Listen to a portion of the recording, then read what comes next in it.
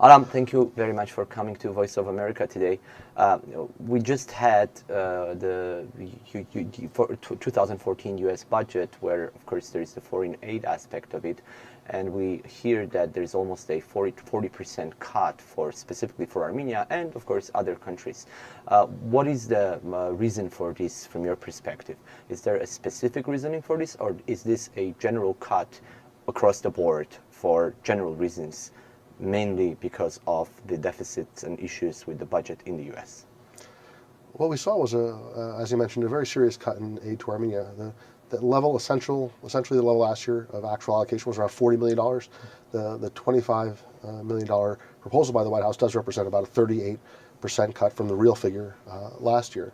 It's a very, very sharp cut. It does reflect a decline overall in aid to the former Soviet states, but it is in marked contrast to the president's own commitment. The president came into office not talking about trends and declining regional budgets. He came into office saying, "I will maintain aid to Armenia, and I will work to expand U.S.-Armenia trade through targeted investment, bilateral and trade programs." Sadly, we've seen neither. We've seen a sharp cut in aid every single year he's been president. We've seen no effort on the trade front, and I think if you look at the trade figures for this past year, for 2012, was around $154 million, which is actually the lowest since the president took office. Mm-hmm. Well, last year we were facing a similar problem. It was $29 million originally suggested from the White House, and it seemed like with your efforts and other efforts in Washington, it went up back to $40 million, which basically in a way became a consistent figure, I want to say. Or could you talk a little bit about the previous years? Well, the last few years have been really complicated in terms of the overall American budget. There's been an inability of the House and Senate to agree upon language. As a result, they've done continuing resolutions and omnibus measures where they group everything together. But the end result was last year's, the FY13 number was $40 million. And we were encouraged by that. We thank our friends in Congress for bringing that number up to that level. The fact that the president will come in with a $25 million figure, which is really remarkably low. This is a country that had aid figures well over $100 million for many years, but that has seen a steady decline. We were encouraged by the president when he said, "I will maintain aid to Armenia." That turned out not to be true. We could live with that retreat from a commitment, possibly, if it had been matched with a transition to trade. Because we do see Armenia's future we don't see Armenia's future as as a recipient of aid. We think that trade is the answer. And if you look at Georgia, if you look at Ukraine, if you look at many, many other countries in the region and around the world, when America decides that they're going to do trade promotion, we do a great job of it. America is a trading nation, and we're very good at trade promotion. That memo has never been written. The message has never been sent to the U.S. Embassy in Yerevan or to the various agencies of our government, the Commerce Department, the USTR, the State Department, to put those agreements in place. A trade and investment framework agreement, a tax treaty. We're still operating, Arsen, on a 1973 tax treaty. The Armenian government doesn't even consider it a valid treaty, yet the Department of Treasury says it's perfectly fine. It wasn't perfectly fine in 1973 because it was a trade treaty between two antagonistic superpowers, and it wasn't good then, and it's even worse now. Simple things like trade missions, the relaxation of visas for business travelers, a social security agreement to make it easier for people to retire. I might want to have my working career in America but retire to Armenia, or the reverse. There may be someone in Armenia who's going to work there but retire here. A social security agreement would help facilitate that. There's a whole range of issues, and the sad reality is we've seen very, very little attention to this. Well, you mentioned Ukraine and Georgia. Obviously, at least under the previous administration, we've seen very different political relationships, very different developments in the region. And part of the reason probably why there is a significantly differently high allocations to those countries is because of U.S. interests. Setting aside the fact that there is a strong Armenian American community that knows how to work within the system in the United States, what is the U.S. specific interest as a country to actually keep this funding to Armenia at the level it is? What is it in your view? I'm going to focus a little bit more on the trade side than the aid side, because even if the aid number to Armenia was double or triple what it is now, it's not going to meaningfully affect the job opportunities and the growth of the Armenian economy. It's the trade that really matters. And I have to take my leaders at their word. I take the people who govern America, the president, those who he appoints, such as Ambassador Heffern, I take them at their word when they say they are prioritizing U.S.-Armenia economic relations. They say that it's a high priority, up there with democracy and regional issues. But we haven't seen that manifested, and that frustrates us. Why they would do that? There's so many reasons. First, Armenians and Americans have been friends. We share values. We have had a relationship of over a century.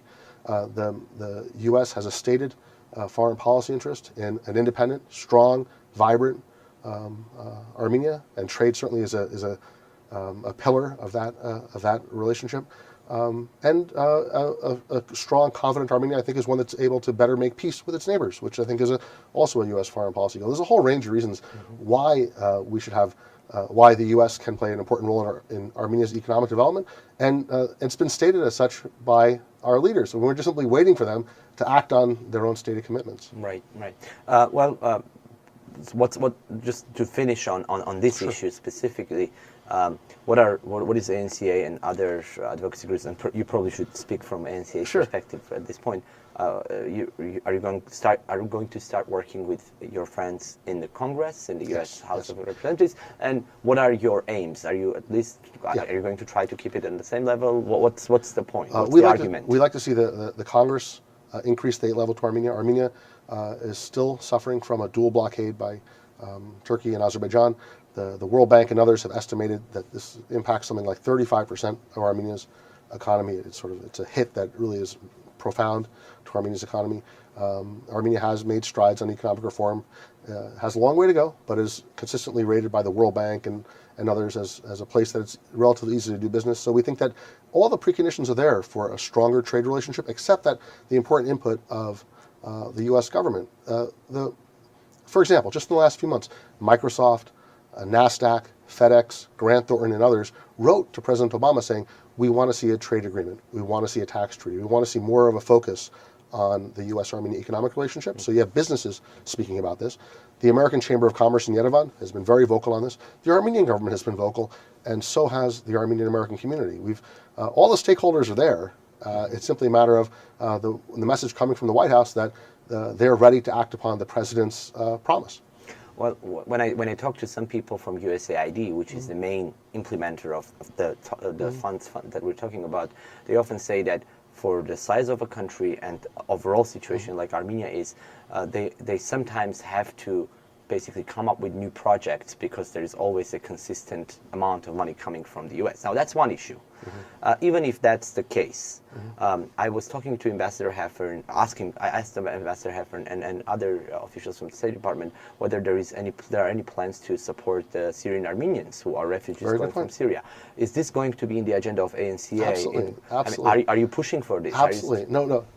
You raise a really good point. It is one of our priorities. Armenia, I think, is perhaps is a country that has received no aid to help settle refugees from Syria, whereas the many argument other countries, is that Armenian government has not asked for it. Well, it's a dialogue I think that the American government can initiate. There's nothing wrong with that. The American government has played a wonderful role around the world in initiating efforts to help people in humanitarian need. I don't think it's a question of who called who. This is not high school. This is a serious opportunity to help people. So I dismiss that as a kind of as an unfortunate response. So we take that very seriously. We're working for support for Armenia to help settle refugees. But to give an example of sort of the need, whether there's need, I'll give the example of Nagorno-Karabakh. There are two projects underway in Nagorno-Karabakh with American support. We're deeply grateful for support in both of these areas. One is demining, and the second is providing clean water. Anyone who's been to Karabakh can tell you that there's no lack of need in both areas. There are vast areas, farmlands, residential areas that are still covered with mines, that have unexploded ordnance, and the rate of injuries in Nagorno-Karabakh is higher than Afghanistan from these devices. So the Hello Trust, which is put in this program, implemented this program, could spend 5 or 10 times what they're being allocated. The same is true of water. In Stepanakert, many families now get clean drinking water, but there are many, many more who need it. So there's vast needs in both Armenia and Nagorno-Karabakh. Yeah, well, you touched Karabakh previously, and in your today's statement, or yesterday's statement, it also talks about the $2 million that was promised and was not completely delivered. What's the complication there? We know that from day one, Azerbaijan has always protested even $1 of humanitarian aid, or development aid for that matter, reaching Nagorno-Karabakh. I can only assume that attack on that aid program is continuing, and I think that's has its effect on how U.S. policymakers allocate the level of aid and how they allocate the aid. And that's very unfortunate. It's a very high priority for us to see that number move up. We'd like to see at least 5 million. And the lesson is that to the extent that the State Department is given discretion on the dollar amount, they're going to move that dollar amount down. It's up to Congress, we think, to set a floor on that aid beneath which they cannot drop. Arsen, this actually raises another important point. You mentioned about USAID talking about needs and programs and things of that nature. At present, the U.S.-Armenia economic relationship is not managed by the Department of Commerce. It is not managed by the U.S. Trade Representative. These are the agencies of government that are usually in charge of trade and business relations with other countries. The U.S.-Armenia economic relationship is managed by the Department of State. These guys are experts at diplomacy. They do a wonderful job of representing my country, my government abroad, and I respect them for that. But they're not people who are focused on business. They're not people who prioritize trade and investment and bilateral commerce. They do everything through a diplomatic lens, and I think the unfortunate result of that is that that trade has been subordinated and diplomacy is at the expense of diplomacy. So, when the discussion comes up, shouldn't there be more trade and investment between the U.S. and Armenia? The Department of State views it through a diplomatic prism, and as a result, it gets caught up in all sorts of complications, and in the end, it never happens. Because this discussion's been taking place. It took place for the first 10 years after Armenia's independence, and it took place in a much more prominent fashion in the second 10 years of Armenia's independence, and still we're nowhere. And the fact that today aid to Armenia is declining is really sad, and it's the result of that inattention. Well, there is another interesting thing here. It is that some funds from the USAID since the signing of the Armenia-Turkey protocols have been also supporting a process between Armenia and Turkey, a process that the ANCA strongly condemns. So, from one side, you are promoting more funding to Armenia through the channels, whether it's USAID or others, but on the other side, those money can go to things that your organization condemns. Arsen, you have touched on an issue we take very seriously, and I'm glad you raised it. The U.S. diplomacy toward Armenia as a sovereign state on the question of the Armenian genocide has been essentially one of arm twisting. It's been one of pressuring Armenians into somehow compromising their request of the international community to turn the Armenian genocide from what it is. It is an international crime requiring international justice. Our State Department has twisted Yerevon's arm into redefining this issue as a bilateral one between the perpetrator and the victim, one in which the perpetrator is vastly more powerful than the victimized people. Right? That is grossly unfair, and the fact that they would then turn and say, these dollars which could be used for water or bridges or hospitals, or to bring some measure of hope to this victimized, blockaded, partitioned, landlocked nation, we're going to strip that money away and spend it on some farcical process of redefining the genocide into a bilateral conflict. It's a disgrace. And to put a sharper point on that, let's look what's going to happen in the next couple of weeks. Right? On April 26th of this year, my ambassador in Turkey, America's ambassador in Turkey, Francis Ricciardoni, will speak at an event by the Assembly of Turkish American Associations, a group devoted almost entirely to the denial of the Armenian genocide. An American official will honor them and speak to them despite their record of genocide denial. 2 days prior to that, the Congress will mark the Armenian genocide, and despite dozens of invitations to people across the American government, including many in the Department of State, we have not received one acceptance. Every single person has declined, saying we are unable to attend. So here's the best test of our government's sincerity and this full, frank, open understanding would be that we're endorsing denial.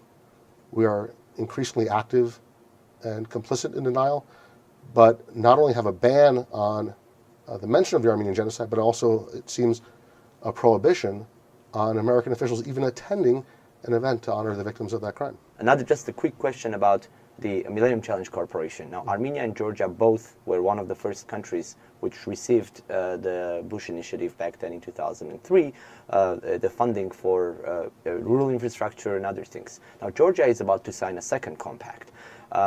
Being in Washington and obviously getting involved in this issue, is there any sign that Armenia may be able to sign a second compact?